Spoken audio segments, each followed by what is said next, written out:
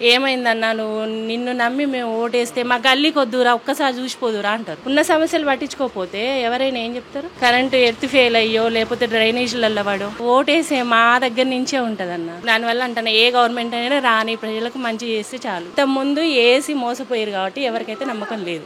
జనాలు కనపడాలి ఎవరు చేసినా కానీ. అంటే కొత్త వాళ్ళు వచ్చినా కూడా రోడ్లు బాగున్నాయి, డ్రైనేజీ ప్రాబ్లం లేదని, కరెంటుదైనా ఏదైనా కూడా జనాలకు కనపడితే మనం ఎదురుగా చెప్పాల్సిన అవసరం లేదు. ఏదైనా ఏరియాలల్లో ప్రాపర్గా ఇక్కడ అంటే డ్రైనేజీ సమస్య ఉంది, కరెంటు మెయిన్ కరెంటు. మా పాప ఇక్కడ స్కూల్కి వెళ్ళిద్ది చెక్ పోస్ట్ కాడికి. నాకు చిన్న పాప ఉంది, ఇంకో పాప, ఇద్దరు పిల్లలు ఉన్నారు.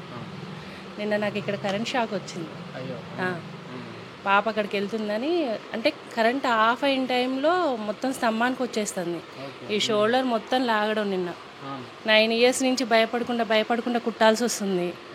పాప ఉంది, అది కరెంట్ ఆఫ్ అయినప్పుడు లేకపోతే లైన్లు కలిసినప్పుడు కానీ ఎర్త్ వచ్చినప్పుడు మంటలు వస్తున్నాయి. మరి నేను బిజినెస్ బంద్ పెట్టుకోవాల్సి వస్తుంది కదా. ఎవరికైనా ప్రజలకు సమస్య కదా. స్కూల్కి వెళ్తూ ఉంటారు. వైర్లు అంటే మరీ అసలు ప్రాపర్గా గవర్నమెంట్ వాళ్ళు ఎవరైనా కానీ, మేము పర్టికులర్గా ఈ గవర్నమెంట్ అని అయితే అనట్లేదు, ఎవరైనా కానీ కరెంటు సమస్య అనేది ఈ ఏరియాకి మెయిన్ ప్రాబ్లం. కరెంటు సమస్య. చిన్నపిల్లలు స్కూల్కి వెళ్తూ ఉంటారు. ఇప్పుడు ఎవరు చెప్పారండి? ఎట్లుందంటే రాజకీయం ఏఈఓ గారు కూడా వచ్చారు. ఆయన తప్పని కూడా మేము అనం. ఎందుకంటే ఇప్పుడు మా అంకులే వెళ్ళి ఇది సమస్య, ఈ స్తంభం తీసేయండి లేకపోతే ప్రాపర్గానన్నా పెట్టండి. అది ఆల్రెడీ మొత్తం వెళ్ళిపోయింది. ఏరియా మొత్తం ఇక్కడ ఒక్క కాడనే కాదు ప్రాబ్లం అనేది. అంటే వాళ్ళు పనులను పంపించారు, ఏఓ గారు కూడా వచ్చారు. ఇప్పుడు ఎట్లుంటుందని అంటే నువ్వు రాజకీయం వేత్తలే అలా తిరిగే వాళ్ళే అది తీయొద్దు, అది తీస్తే మా ఇంటికి ప్రాబ్లం అవుతుందని ఇంకో ఆయన అంటాడు.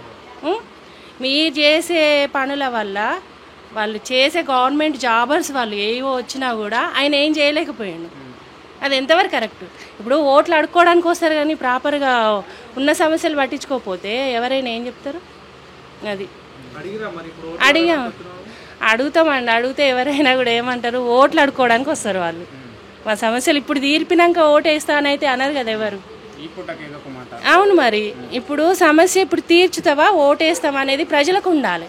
ఇప్పుడు ఈ 5 years ఒక అతన్ని నిలబెట్టారు. ఆయన ఏం పనులు చేసిండు అనేది ప్రజలకు తెలవాలి. మనది ఒక్కరిది కాదు కదా సమస్య, రోడ్డు అందరిది కదా అని వెళ్ళిపోతే చిన్న పిల్లలండి. ఇప్పుడు చూడట్లేమా మనం?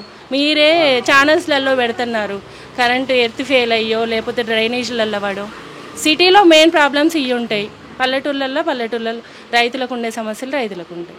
ఎవరు వచ్చినా కూడా మంచి చేయాలనే అంటున్నాం. ఉండే వాళ్ళకు కూడా ఇబ్బందే. ఇప్పుడు ఇక్కడ ఉండే వాళ్ళే లేరు కదా, ఇక్కడ ఉన్న వాళ్ళని ఓట్లు అడుక్కుంటారు. కిరాయిలో కట్టుకుంటా ఇక్కడ బతకడానికి వచ్చిన వాళ్ళు కూడా ఉన్నారు.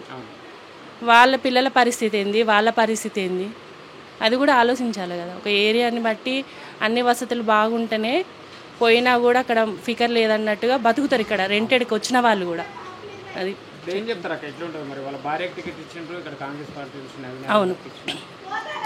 ఏదైనా ఇప్పుడు ఓటేసే మా దగ్గర నుంచే ఉంటుందన్న.